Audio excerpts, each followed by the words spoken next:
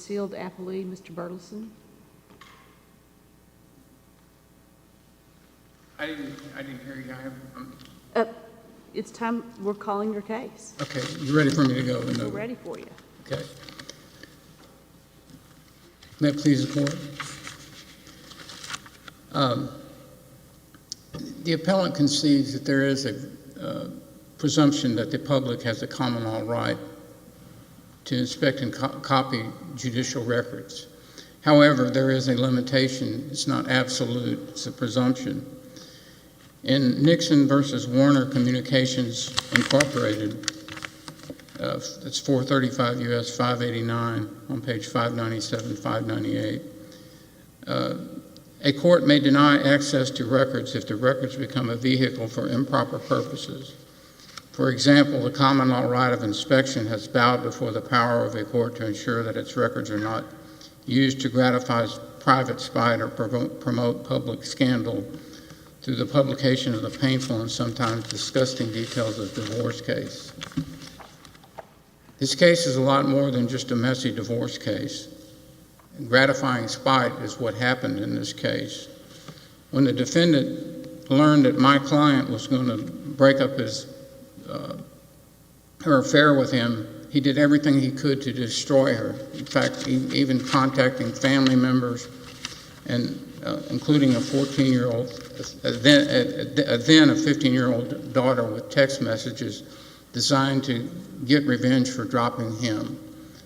If you see page 1 of Exhibit A of Record Excerpt D, the bottom right-hand corner, you can see where he posted a picture of my appellant's daughter online. The appellant had no choice but to sue him to stop him. Along with this lawsuit, on July 8, 2019, my client filed a motion to seal records and for leave to file documents under seal, which was granted the same day. The order unsealing this case is why we are here today. That's in Record Excerpt C.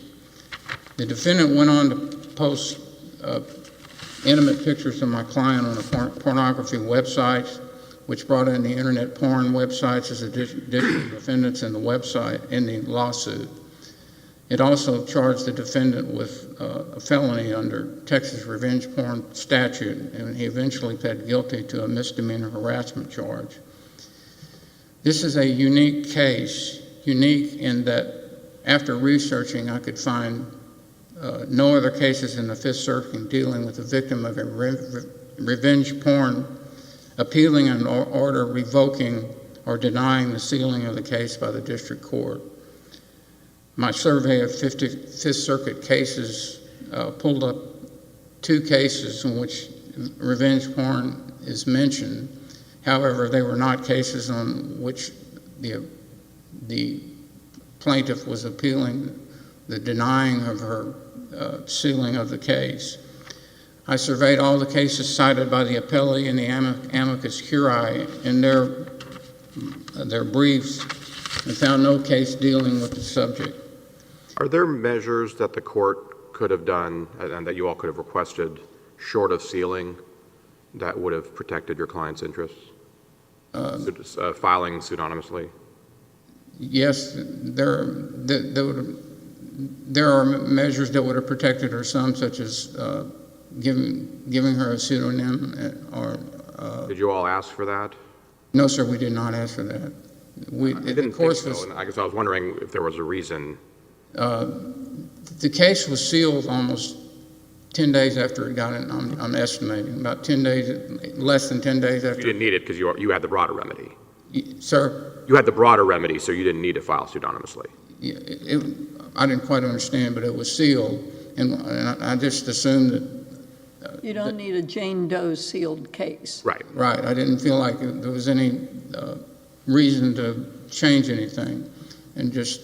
I guess my question is this: Would proceeding, if the court were to redact your client's name and other personally identifying characteristics, would that take care of your client's concerns? We'd be very happy, yes, sir, if we could have it retroactively done as retract her name and any mention of her family members, we'd be very satisfied. Did you offer that to Judge Rodriguez? No, sir. No, ma'am, because at the time we were fighting the sealing, the motion to unseal the case that went through several. What I really don't understand why Judge Rodriguez changed his mind. Was it the influence of that Benoit Lee case, or was it the fact that there was a nationally known professor seeking to unseal, or did he decide suddenly that unless there was lewd and graphic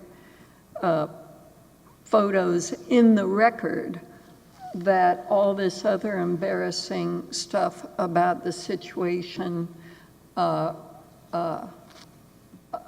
was publishable? The reason he stated was that he said that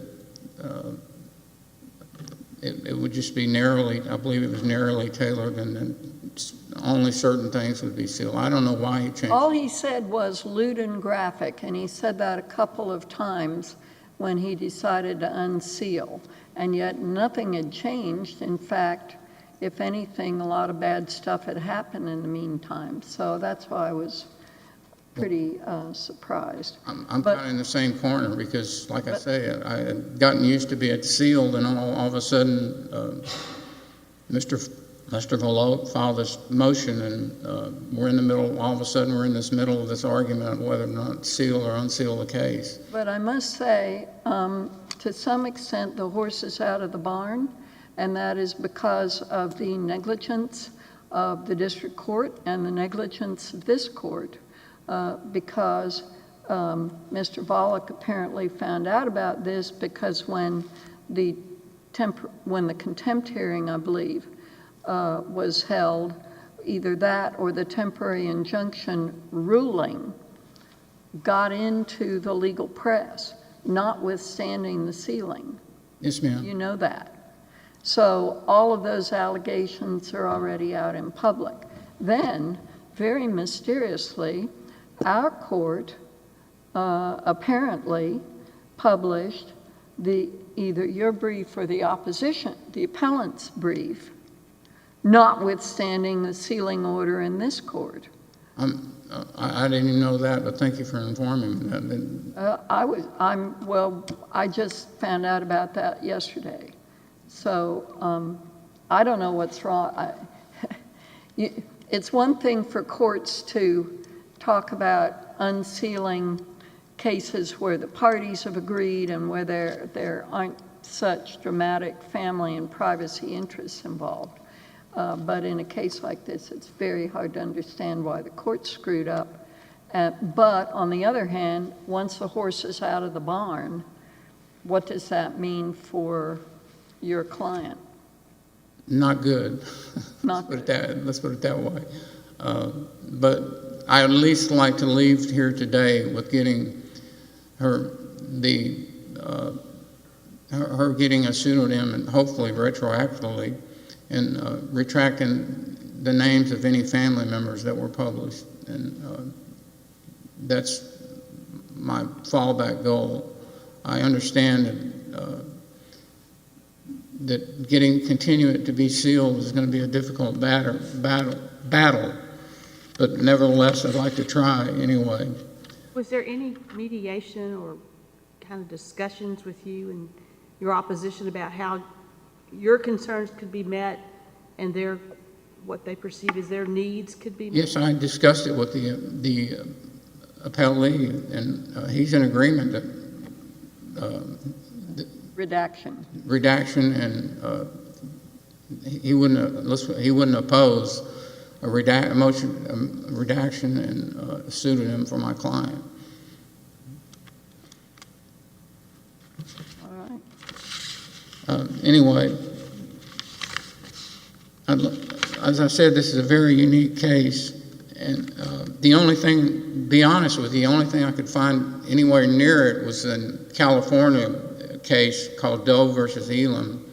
David K. Elam II impersonated his girlfriend and went on a dating website and also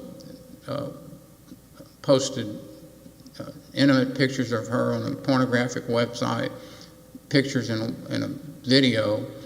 The video had the title of her, one of the videos had the title of her, had her name and contact information. He then posted the same pictures or pictures and videos and pictures to her friends and professional acquaintances. On December 22nd, 2014, his ex-girlfriend filed suit in the United States District Court for the Central District of California. And that's a big and long involved site. It's on page 4 of my reply brief. I'm not going to try to read it off. But on May 19, 2015, his ex-girlfriend filed a motion to proceed under a pseudonym and to file certain documents under seal. The motion was granted in part and denied in part. The motion to proceed under a pseudonym was granted. However, the motion to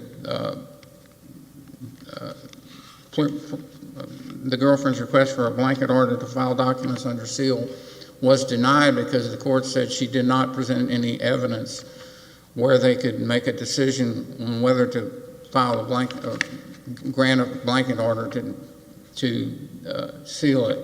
Unlike the plaintiff in Doe versus Elam, my client did present much evidence about whether the court could seal her case. As I said, some of the evidence was in plaintiff's motion to seal records and for leave to file documents under seal, which again was granted. Additional arguments were presented in plaintiff's opposition to defend's second motion to unseal documents, plaintiff's opposition to motion of Eugene Volokh to intervene and unseal, and the appellant's brief and reply brief in this appeal. To the defendant, who this was just another means, this lawsuit was just another means to harass, humiliate, get revenge, and punish my client. He continued to reveal his spiteful intent with some of his discovery requests. That's on page 16 of my brief. Request for admission 11. Admit or deny that you considered with appellant's husband to post the pictures in question to an account allegedly owned by the defendant. What he's trying to do here is use the court to say that, hey, she posted these pictures of herself on an internet pornographic site, and now she's suing me.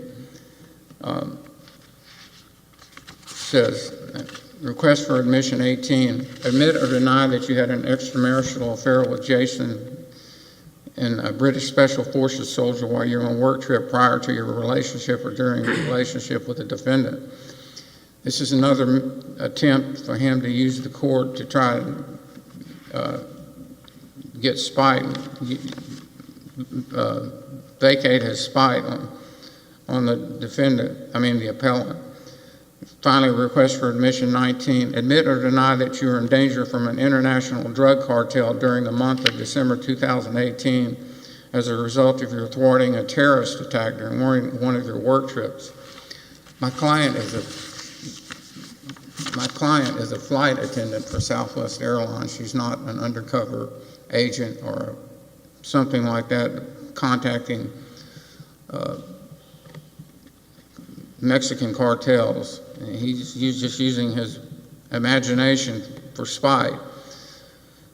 My client refused to answer these questions, but the defendant could have filed a motion to compel, and they would have been brought before the court if given time. Unfortunately, the case was settled with the defendant before he could accomplish this and further acts of spite at trial. In conclusion, we asked a long shot to maintain the order to seal in this case in place currently due to the demonstrated spite of the defendant. And in the alternative, if the court finds that this case should be unsealed, appellant requests that the court allow her to take a pseudonym and redact any names of family members mentioned in previous pleadings. And like I said, the counsel for Appellee has already agreed that he would not oppose a motion to the request to redact family members' names and There's some other, there's some other private information there, which is social security and address of the plaintiff are in the pleadings. oh, we definitely like to redact that. Thank you. Thank you.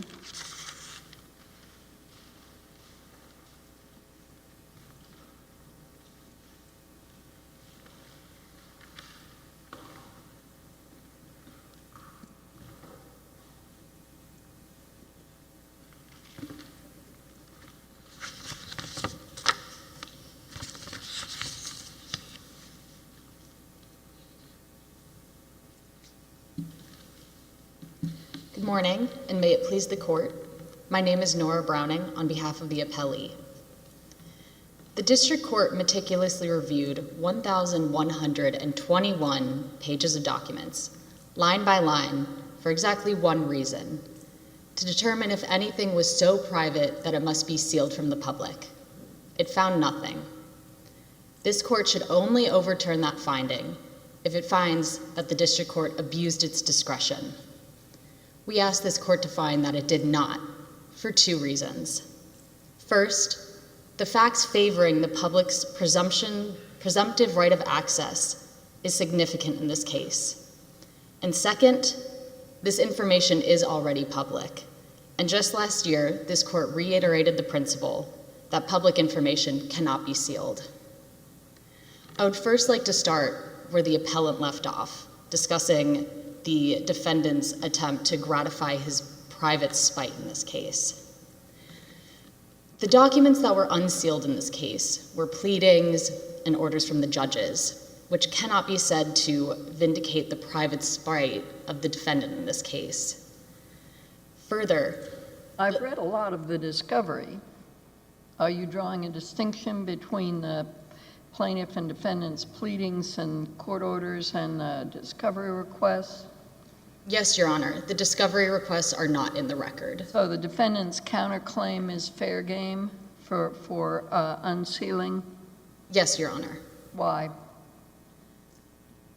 Because the defendant's claim against the plaintiff are part of the central claims of this case. Well, unfortunately, they're part of the central tort in the case. The district court granted a TRO, then it granted a temporary injunction, then it held this person in contempt because he was continuing to do spiteful, invasive violations of the plaintiff's family and personal security, and wouldn't stop. And therefore, the complaint is legitimate. It's legitimate to look at that complaint as an ongoing act of revenge porn. The district court likely did consider whether the complaint was an ongoing form of revenge porn, an ongoing way to harass and traumatize the plaintiff. However, it weighed those concerns of potential spite versus the public's right of access, and it found that even in those instances where the defendant was maybe offering uncomfortable or embarrassing and humiliating information, it was still not, it still did not overcome the public's right of access. Is it the business of the court? I mean, given the factual background that leads up to a contempt holding and the defendant pleading guilty to a stalking charge, is it the business of the courts to enable the continuance of the revenge by publicizing exactly what the plaintiff has a right to protect? It's not the business of the court to allow the defendant to continue traumatizing the plaintiff. It is the business of the court to determine if the defendant should be allowed to present his side of the argument. And further, if you look at the last page of the district court order, it instructs the defendant that he is cautioned to not file any more documents that contain lewd or graphic information of the plaintiff, and the court will be mindful if there are filings, and in that situation where it does occur, where there are graphic or lewd pieces of information in the record, then the district court will consider it then. However, looking over the record, it didn't find anything. Well, what's the best law for saying that the limit of unsealing is what is lewd and graphic? I mean, there's no question. I mean, you know, the parties settled, but I recently had to read various of these invasion of privacy tort cases, and there's little doubt that he was committing torts under Texas law. So what is an invading privacy, and that the allegations of his complaint continued that which the court had enjoined him from doing. So where is the law saying that lewd and graphic is the limit of the court's authority to seal? Lewd and graphic is taken from Nixon v. Warner Communications, where the Supreme Court considered kinds of cases that could be sealed. Additionally, something to be considered with the lewd and graphic verbiage that the district court used is the fact that these cases, which involve lewd or graphic or humiliating information, such as Title VII claims, child pornography, these are all litigated in the public. And in those cases, pseudonyms and redactions are used as necessary, but they are part of the public's domain to view and observe and be a part of. But as you realize, Professor Volokh didn't get involved in this until very late in the game, and the issue had only been presented to the court in terms of seal to protect the plaintiff against this defendant, as opposed to pseudonyms, which the defendant as a pro se might well not have been able to comprehend. Yes, Your Honor. And in this case, the plaintiff could have, and as they cited the case Doe v. Elam from the Central District of California, the plaintiff there... Well, but again, was the defendant in that case a pro se? Was the defendant in that case held in contempt? No, the defendant was not pro se or held in contempt. Right. I think that puts a completely different picture on what's going on here. Because the defendant did not oppose the seal. His activities after the lawsuit was filed. He had already violated the law for which he was arrested, but he did not cease his activities in respect of the court processes. And because of that... And because of that, he is increasing and enhancing the exposure, obviously, since the court's orders got out into the legal domain. I mean, that's exactly what he wanted, isn't it? No, Your Honor. It's hard for the appellee to say exactly what the defendant wanted, especially since it is contested from the plaintiff and defendant. Well, all I can say is if it was, and I'm sorry, I can't remember, but if it was the preliminary injunction hearing, the order that got out into the public domain, the preliminary injunction told him to stop doing everything immediately to harass this person and her family. And if that got out into the public domain, it had embarrassing allegations in it. If it was the contempt hearing order, it was even worse, because by that time they persuaded the district court that he was posting videos on porn sites. So either way, what was getting into the public domain was furthering his nefarious and vile purposes. That is one way to view the information. However, the fact that this information was put into the public domain, it's hard to say that it can be traced back to the defendant. You act like once it's in there, a judge is powerless to do anything. If I were a federal district judge, I would order all of that stricken. It could not be filed. I would order it purged from the record, because it doesn't belong. The visual images, I don't think, belong in the public domain. Could the judge have done that? Yes, and there are no visual... Can the judge now go back and say, strike I'm going to strike this because it's improper. Yes, the judge is within its power to strike or seal images, certain text from the record if they are too graphic or lewd.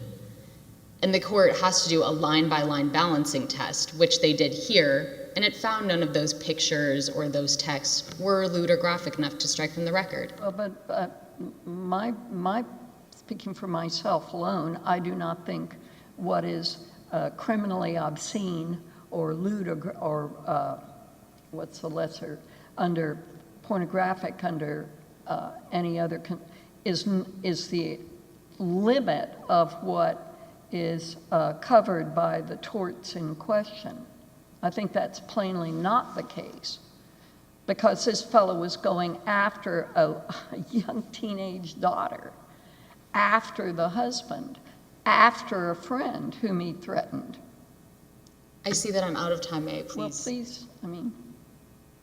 So, to the first part of your question, these images and pictures, these pornographic images, are not in the record. And if they... I understand that. I've looked at large portions of the record.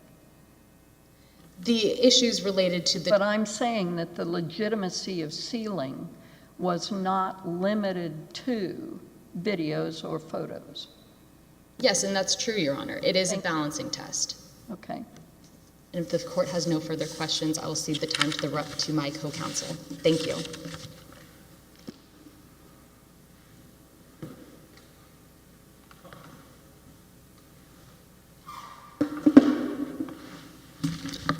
Your Honor, is Eugene Volokh representing sealed Appellee.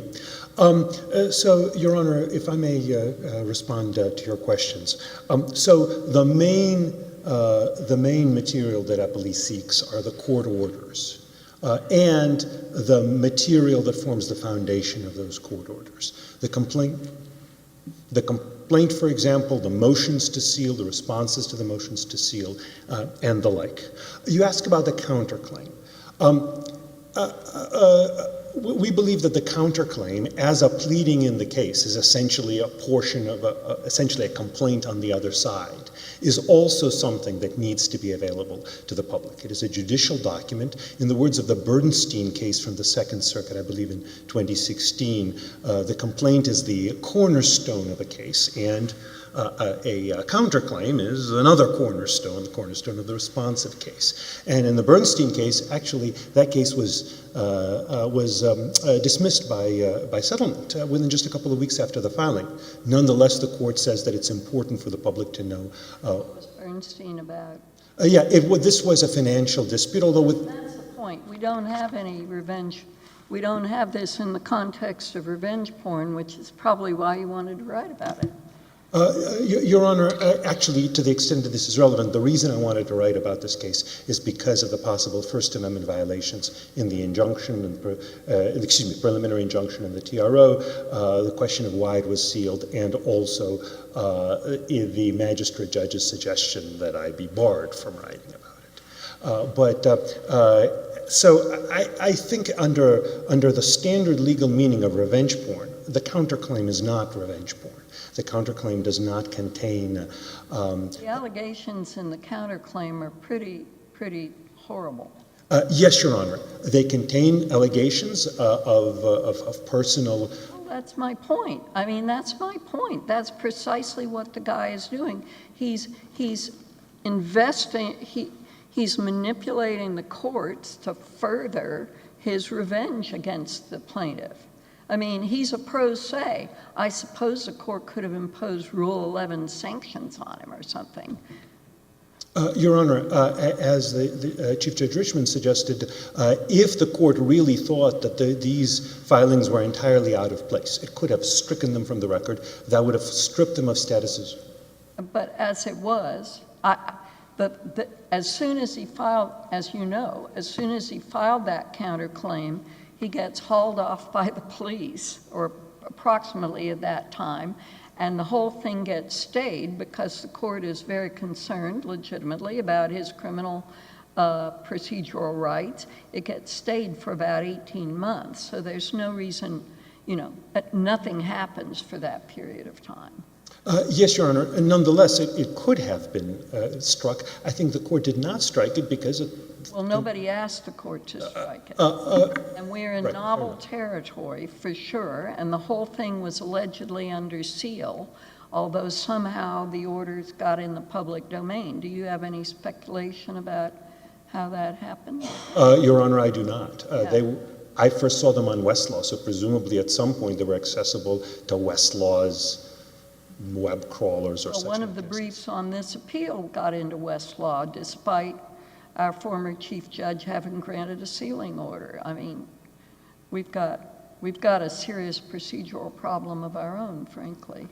Yes, Your Honor. So returning to the counterclaim, just stepping back, the premise of this court's and other courts' open access rules under the First Amendment and under the common law right of access is that that cases are to be, generally speaking, litigated in public with some narrow exceptions. All right, let me just stop here for a second.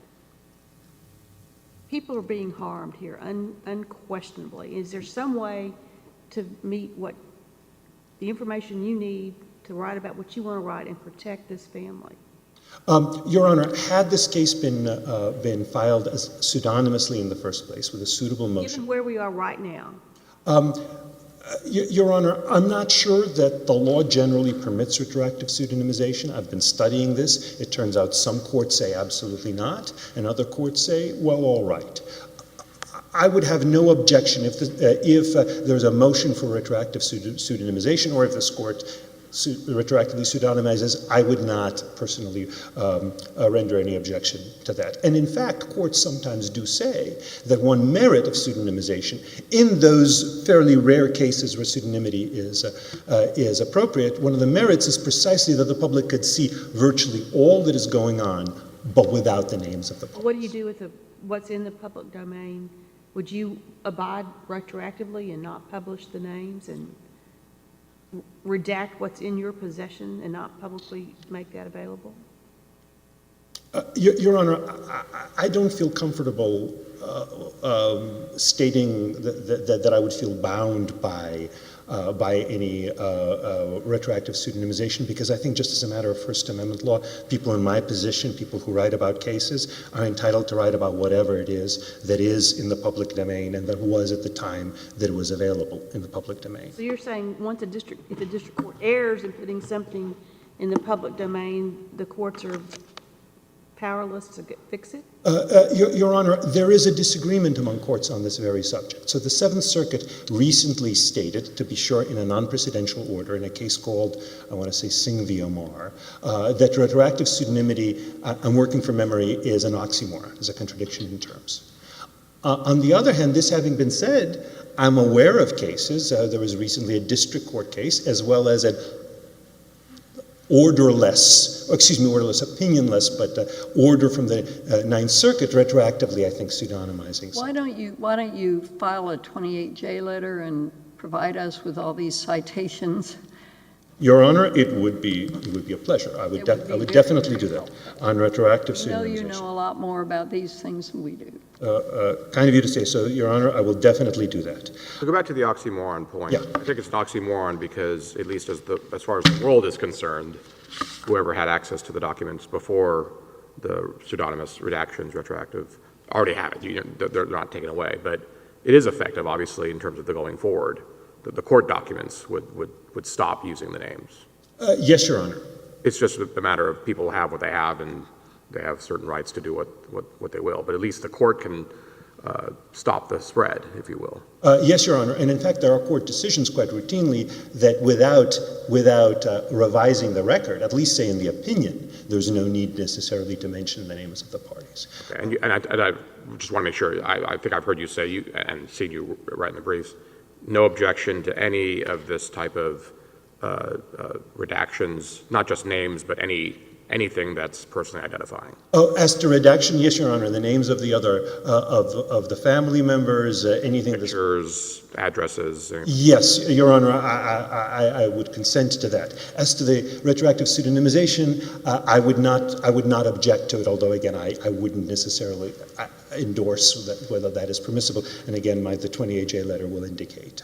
I want to make sure I understand what you're saying. Not with respect to your rights to Yes. publish what you want, but just in terms of what the court is going to do, what the district court would do with the record, you would have either no objection to, either you'd be consenting to, or just wouldn't have a position on any of this redaction. Is that? Your Honor, yes, with the redaction of the names, including the names of the parties, the redaction of the name of the family members. Those are not relevant to what I want to be writing about. Pictures, identifying information. Yes, Your Honor. I do believe there are no lewd pictures in the record. There are some pictures in the record. So really what you're here about is just don't seal the whole thing. Well, Don't yes. be so categorical, be more targeted. Yes, Your Honor. Not just the lewd, but the identifying. Yes, Your Honor. I would go further and say that the district court did not abuse its discretion in unsealing the whole thing, possibly with the exception of a few relatively narrow items, such as the names of family members, addresses, social security numbers, which I was actually not aware were in there. So I thought you were distinguishing, or your co-counsel was distinguishing between the request for admissions and interrogatories and the motions and orders. Your Honor, the requests for admissions and interrogatories, as I understand it, were not as such filed in the record because they're merely discovery. However, they were cited in some documents, including ones that were filed by the plaintiff. So they have made their way into the record through filings by the plaintiff, including, again, I believe in a response to my motion to seal. And as far as you're aware, this other California case is the only case you know about that involves what amounts to a revenge porn. Yes, Your Honor. I don't know of any cases in which a case was sealed simply because it was revenge porn. California law, by the way, in state court does authorize in state court cases. Well, we don't follow California very often here. We're not required to. Your Honor, most certainly. I realize my time is up. May I finish responding to your question? So I do believe that because of that, there are California state cases that are litigated quite routinely as Doe cases in revenge porn cases. But as to outright sealing, revenge porn cases, like other cases, are not litigated in secret. At most, there is some degree of redaction of the sexually themed images and pseudonymity of the parties' names. But outright sealing, I know of no case that was outright sealed simply because... But the whole point of revenge porn is different, though, right? Your Honor, revenge porn is different for two reasons. One is the actual images are quite routinely sealed. And the other is that there seems to be considerable latitude for pseudonymity, at least at the outset rather than retroactively, in revenge porn cases. I don't believe that revenge porn is different to the extent that one can have just revenge porn cases litigated entirely under seal. And there have been revenge porn cases. The Gawker case was one such case, which have been litigated as public cases, even though there was probably some sealing of the images themselves. Did you have a family involvement in the Gawker case? No, Your Honor. I was happy to sit that one out. Okay. Is that the wrestler? Yes, Your Honor. I'm so sorry. I'm working from memory here. I believe it's called Balea versus perhaps Gawker. It was, I believe, Hulk Hogan. That was the case that I think ultimately brought financial ruin to Gawker. Issues like this have to come up in state court, in family law, criminal law cases, where there's a lot of sensitive information in the pleadings about what was done to a child or a victim, or how do state courts handle all that? Your Honor, my understanding is they handle it through a combination of two things. One is they seal the actual images, and the other is they do not name the victims. In the typical criminal case, the victim is not a party. So the rules are more relaxed than not naming a non-party victim. If it's a civil case, like a family court case or a tort case, whether about revenge porn or about other, disclosure of private facts, which is how some revenge porn cases are litigated, those cases are routinely litigated, again, in open court, albeit possibly with pseudonymization and with sealing of the images. I think you have to qualify that as regards juveniles and family court. Quite a lot of that is totally under seal, I believe. Your Honor, my understanding, I'm not... Texas. Your Honor, I'm not a scholar of the subject, especially in Texas. We'll look it up. Yes, Your Honor, certainly juvenile justice cases are a rare category of cases that are often litigated entirely under seal. However, family court cases involving juveniles, as I understand it, are generally litigated in public, albeit with the juvenile's identities concealed. But courts do hold sealed hearings. They empty the courtroom, and they seal the transcripts. Yes, Your Honor, and that is an example of the document by document and sometimes line by line approach that this court's sealing jurisprudence calls for. That generally speaking, the preference... The test is not lewd. That's not the test. So, Your Honor, under the First Amendment, there has to be a compelling government interest. Yes. So there is a... The test isn't lewd, is my point. So Your Honor, there's a compelling government interest in preventing the disclosure of lewd and graphic material, especially in the revenge porn context. I don't believe there's a compelling government interest in preventing the disclosure in the judicial context simply of private allegations of the sort that are routinely litigated. There's no compelling government interest to protect the integrity of the family structure.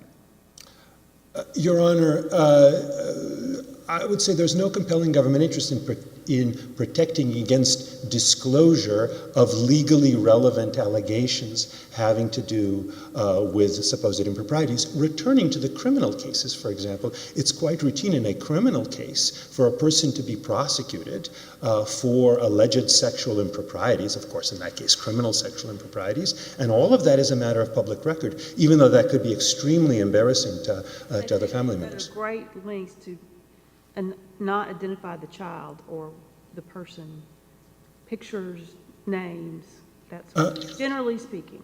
Yes, Your Honor. Generally speaking, the names of... I mean, those can't even be prosecuted unless the complainant agrees, which is why so many of those cases are not prosecuted. Yes, Your Honor. Actually, I should qualify what I was saying. Even in sexual assault cases, with allegations of rape, for example, in a civil case, there is not a unanimous judgment in favor of pseudonymity among district courts. Their split may be with a majority supporting pseudonymity in such cases for the alleged victim and a substantial minority not allowing that. So even in that kind of situation, there's no categorical rule, not just of sealing, but not even of pseudonymity. So as a general matter, in the cases that you're describing, there is no outright sealing of the case, occasionally sealing of hearings, and more often redaction of particular passages from documents. Well, then this court abused our discretion in sealing the appellate documents, trying to seal them out. Your Honor, I opposed the motion to seal those documents because I think the public is entitled to know what goes on in appellate courts. Your Honors, thank you very much. I'm so sorry I've run over time. Thank you.